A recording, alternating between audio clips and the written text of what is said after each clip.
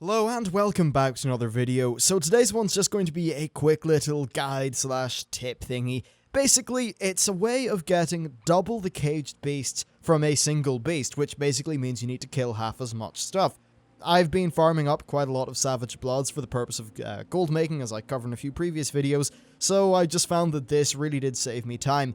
Now, it's the sort of thing that's probably going to be hotfixed, so I'd say it's probably best to make hay while the sun is shining, so to say.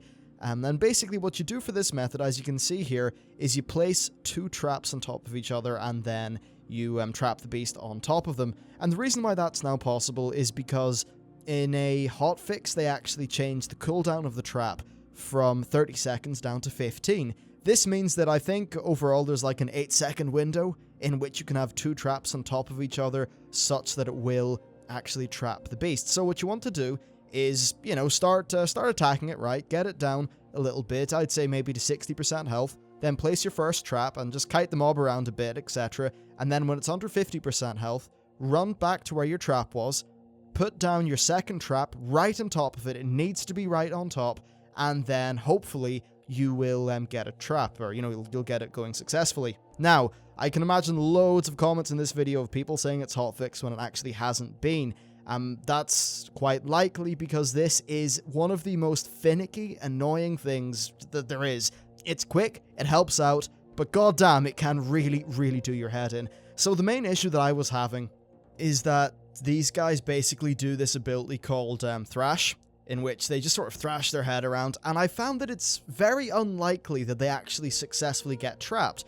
And one of the problems is they actually start thrashing once they get melee range with you, which of course means that it's a little bit annoying for getting the traps. I could probably improve that.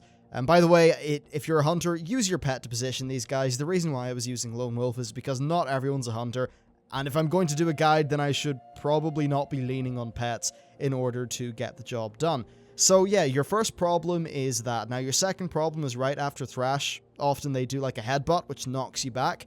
And that can sort of mess up your positioning. I've also noticed when I'm doing this that the best way to position these guys is so that the traps are right under their head. And if they do knock you back, run right up as close to the traps as soon as you can so that it, again, doesn't mess up your positioning.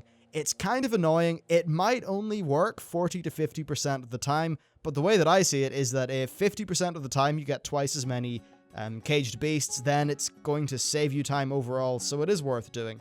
And yeah, it just, it cuts down on one of those bits of the game that's perhaps a little bit more annoying.